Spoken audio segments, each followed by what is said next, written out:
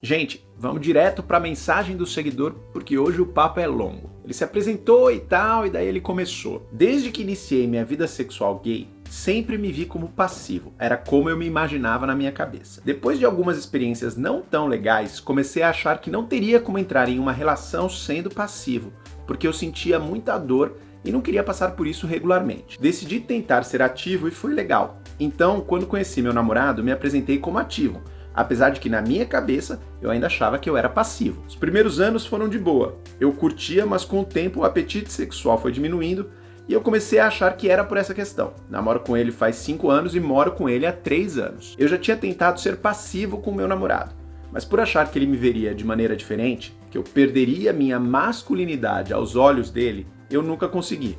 Mesmo ele sempre dizendo que era versátil. Porém, sempre que a gente briga, ele fala que sente falta de que eu seja mais ativo.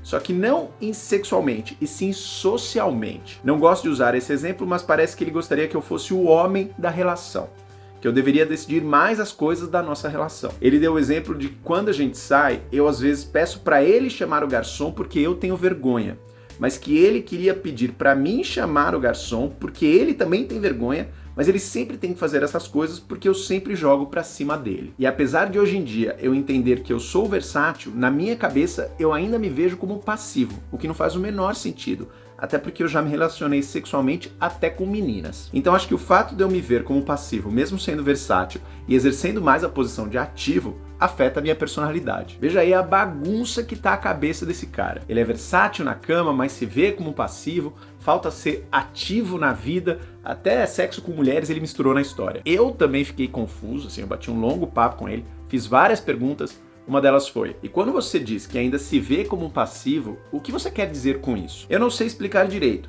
acho que deve ser igual a uma relação hétero, onde o homem protege a mulher, no caso é como se eu gostasse de sentir essa proteção. E acredito que meu namorado também. Ele chegou a falar que ambos estamos buscando essa mesma coisa na relação e por isso não está dando certo. A diferença é que isso faz muito menos diferença para mim do que para ele, porque para mim sempre foi uma questão sexual. E agora que a questão sexual está indo até que bem, esse fato não me afeta tanto, mas isso é uma questão para ele. Me diz o que você entende por namorar um ativo, fora da cama, obviamente. Eu sei que não é assim, mas é como se o ativo tivesse que ser o machão que resolve as coisas e se impõe em situações específicas. Literalmente como funciona na maioria das relações heterossexuais. Rapaz, tem muita ideia emaranhada aí que a gente vai precisar desenrolar. E se você acha que ele é o único que está confuso assim, saiba que eu já recebi muitas mensagens desse tipo, especialmente num vídeo bem polêmico aqui do canal.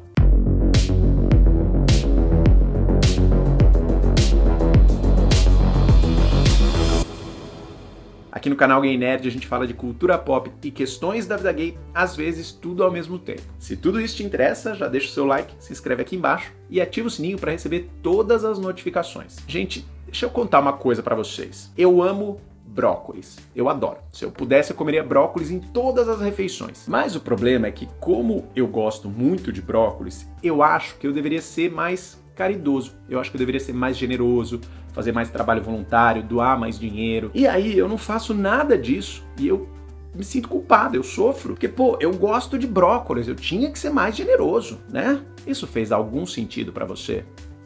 Óbvio que não, né? Então por que raios você acredita que uma outra preferência na sua vida, nesse caso sexual, determinaria alguma outra coisa na sua personalidade? Por que gostar de X, Y, Z na cama significaria ter o comportamento A, B ou C fora dela? Eu te digo por que tem tanta gente que acredita nisso. O seguidor aí da mensagem até que chegou bem perto da resposta.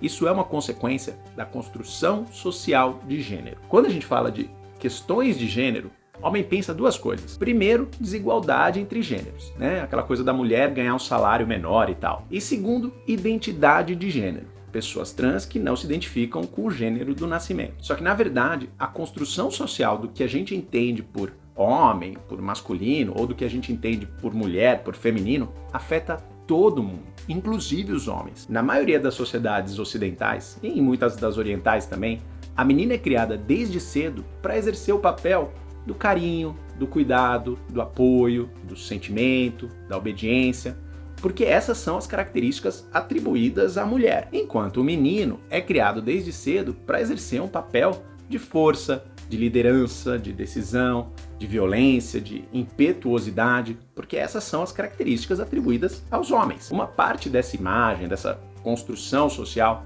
tem um fundamento biológico que acompanhou a humanidade durante milhares de anos. A mulher cisgênera, de fato, tem o aparato biológico para gerar uma vida e para cuidar dessa vida depois do nascimento. E o corpo do homem cisgênero tem mais massa muscular, tem mais hormônios ligados à explosão de força, de violência, de atitudes impensadas. Mas, gente, nós já evoluímos para muito além desse imperativo biológico. Nosso grau de organização social, nosso conhecimento de saúde, de ciência, já transcendeu totalmente esse determinismo de que homem tem que ser assim, mulher tem que ser assado por causa do corpo. Não é porque você é homem que você vai querer fazer um trabalho baseado em força física. Pelo contrário, se você tiver que fazer algum esforço, provavelmente você vai pensar numa solução inteligente que te faça gastar menos tempo, menos energia. E não é porque alguém é uma mulher que vai ser o sexo frágil. Se eu te colocar num octógono com uma lutadora de MMA, eu te garanto que ela vai te quebrar em dois. O inverso também vale. Não é porque uma pessoa nasceu com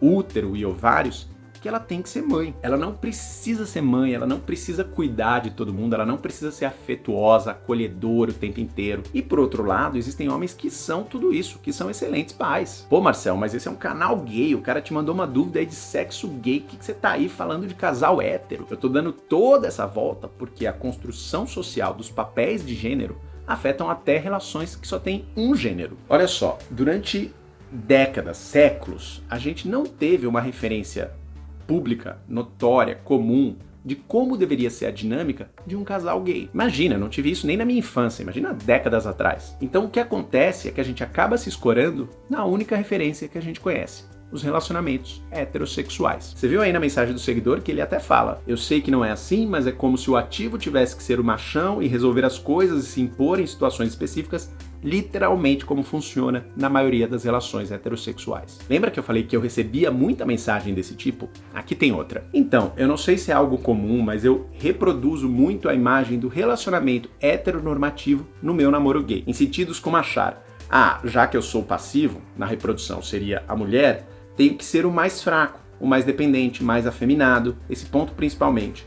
E já que o outro seria o homem, o ativo, ele tem que ser mais forte, mais protetor e mais masculino. Com isso, eu acabo me colocando em situações de dependência que nem sempre são reais, acredito eu, só para exercer o meu papel de passivo. E acabo sempre buscando parceiros mais masculinizados também. Eu vou falar de parceiros masculinizados mais para frente, mas você vê que ele já diz aí que na reprodução eu seria a mulher. E por quê? Porque na ausência de referências, ele precisa encaixar a relação sexual gay num molde completamente diferente, onde ela não se encaixa, que é o da relação sexual hétero. Então quem penetra é o homem e quem é penetrado é a mulher. E aí uma série de problemas, né? Primeiro, essa visão limitadíssima de que sexo gira em torno da penetração. Segundo, essa redução cruel que é estendida às mulheres. Coitadas, as mulheres nem estão nessa história, né? Mas estão aí pegando uma bala perdida nesse tiroteio porque são automaticamente reduzidas à função de serem penetradas. No sexo é só isso, não tem mais nada pra ela, ela não pode tomar iniciativa, tem que ficar lá parada sendo penetrada. E terceiro, de novo, essa loucura de que quem você é na cama é quem você é na vida. Olha que doideira, o cara diz que deliberadamente se coloca em situações de mais dependência para ser mais condizente com seu papel de passivo. E a chave para entender por que ele tá nessa tá lá no finalzinho. Acabo sempre buscando parceiros mais masculinizados também. Uma pessoa só acredita que todos os ativos são de um jeito e todos os passivos são de outro jeito se ela tem uma vida sexual extremamente limitada. E limitada não só por falta de opções, mas por esse pensamento, porque se esse for o principal critério para selecionar parceiros, é óbvio que ela só vai conhecer gente igual. Qualquer pessoa com um mínimo de cabeça aberta, que já transou com todo tipo de gente, sabe que cada pessoa é de um jeito. Você vai ter ativos que são assim, assim, assado. Você vai ter passivos que são assim, assim, assado. Você vai ter versáteis de diferentes maneiras. Você vai ter guines de diferentes maneiras. Porque é óbvio, gente, sexo não determina comportamento. É por essas e outras que gente que tem uma boa vida sexual, uma vida plena, uma vida aberta, tem muito menos encanações, porque ela já viu de tudo, ela sabe que o normal na vida é não existir normal, não existe padrão. O ser humano é diverso e é lindo por ser diverso. Sabe onde eu pego muitas mensagens de que o ativo tem que ser assim e o passivo tem que ser assado, no vídeo que eu fiz sobre a suposta falta de ativos no mercado. Esse vídeo é super popular, o YouTube distribui bastante, e aí volta e meia alguém descobre ele, vai lá e diz: nada a ver, gay gosta de masculinidade mesmo, tem que ser machão, se eu gostasse de feminino eu ia ser hétero. E o mais interessante é que eu noto um perfeito corte geracional nesses comentários. Ou pela foto, ou por alguma coisa que a pessoa diz, você entende ali que é uma pessoa de 40, 50, 60 anos falando. Também tem jovem que pensa assim, mas os comentários da galera mais velha são muito mais irados, assim como se eu tivesse desafiando uma verdade absoluta que não pode ser contestada. E eu entendo de onde vem isso. Essas gerações mais antigas começaram a vida sexual numa época em que tudo era escondido. Eles não desenvolveram a sua identidade sexual nesse mundo muito mais liberal que a gente tem hoje, em que existem referências diversas, muito mais acessíveis. Eu não falo nem de representatividade na mídia, eu digo na vida mesmo. Hoje a gente abre um Grindr, um Tinder, um Scruff da vida e encontra ali 1000 tipos diferentes de gays vivendo a sua homossexualidade de 1000 jeitos diferentes. Não tem uma regra, um jeito específico e único. É até curioso a gente ressaltar que o conceito de ativo e passivo como nomenclaturas é relativamente novo, porque o modelo de parceria que existia no passado quase sempre envolvia a clandestinidade. Era o cara casado, né, porque não tinha opção, você tinha que casar com uma mulher,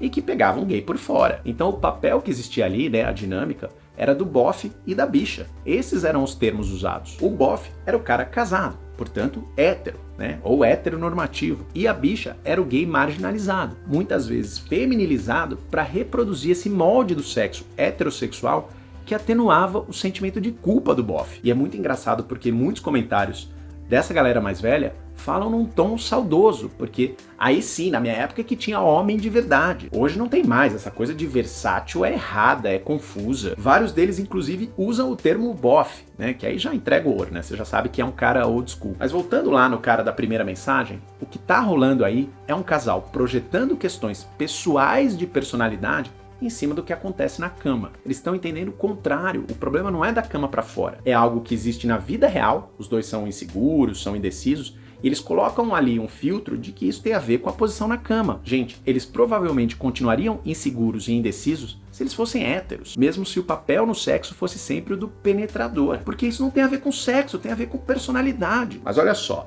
talvez tenha a ver com ser gay. Muitos gays sofrem tanta rejeição, tanta exclusão na infância e na adolescência, que eles desenvolvem uma certa fobia social que impede eles de se comunicar, de se relacionar, mesmo no nível mais básico, com outros homens. Se toda vez que você chamava atenção, você era atacado com bullying, você aprende a jamais chamar atenção, jamais pedir qualquer coisa, jamais exigir, jamais chamar o garçom. Aliás, quando ele deu o exemplo do garçom, isso veio muito claro pra mim, porque muitos gays se sentem intimidados em ambientes que eles consideram heteronormativos, né, como bares, barbearias, oficinas mecânicas. Eu inclusive já fiz um vídeo sobre isso. Clica aqui para assistir. Esses constantes ataques durante os nossos anos formativos também podem criar essa ilusão de que a gente é fraco, de que a gente é vulnerável, de que a gente precisa sempre ser protegido. Alguém sempre resolveu os problemas pra você. Tinha lá um amigo seu, uma amiga sua que ia te defender dos bullying homofóbicos. E tem de fato uma pessoa que pode resolver esse problema pra você, que é um terapeuta. Tudo isso aí que foi descrito não precisa ser resolvido na cama, precisa ser resolvido num consultório. Mas claro, o terapeuta só faz parte do processo, o resto fica por conta do paciente. Esse seguidor precisa lentamente se aventurar para além da zona de conforto e perceber que essas interações supostamente assustadoras, como chamar um garçom, são absolutamente banais. E se essa é uma questão compartilhada pelo casal, os dois têm que agir dessa maneira. Eles precisam se alternar, um toma a iniciativa, depois o outro. Porque os dois merecem ser cuidados e protegidos. Isso não é papel de uma pessoa só. Nem nas relações heterossexuais isso é saudável, né? As mulheres estão aí reclamando do quanto esse papel de cuidar, essa responsabilidade, só cai sobre elas. Os dois precisam fazer isso, porque é assim que uma relação se desenvolve. Precisa ser uma via de mão dupla. O sexo também pode ser uma via de mão dupla se ambos quiserem, mas ninguém precisa fazer nada forçado, nada por obrigação, nada para manter um papel. Você precisa descobrir o que te faz bem, o que te satisfaz. E quanto mais você se soltar, seja na cama, seja fora dela, mais você vai perceber que uma coisa não é consequência da outra. Eu falei que o papo ia ser longo hoje, né? Mas eu sei que você também tem muita coisa para dizer. A julgar lá pelo vídeo da falta de ativos no mercado, esse tema sempre mexe com vocês Então manda ver aí nos comentários. Mas eu quero que você se lembre que a gente está lidando aqui com o exemplo de dois seres humanos reais que estão passando por uma situação difícil. Pode parecer fácil e óbvio para você, mas para eles é complexo. Então exerça empatia. Não tire sarro, não ofenda. Traga complementos que sejam positivos para esse debate. Quando for a sua vez de virar tema aqui dos vídeos, eu tenho certeza de que você também vai querer ser tratado com respeito, certo? Por falar em positividade, o próximo encontro do Gay Nerd em São Paulo já está definido. Vai ser dia 12 de novembro, de novo lá na Ludus Luderia, e os ingressos já estão à venda. Pega o link aí no descritivo do vídeo e aparece lá, que eu tenho certeza que você vai conhecer muita gente legal e se divertir demais. Me segue nas redes sociais e a gente se vê no próximo vídeo. Cada vez mais gay, cada vez mais nerd.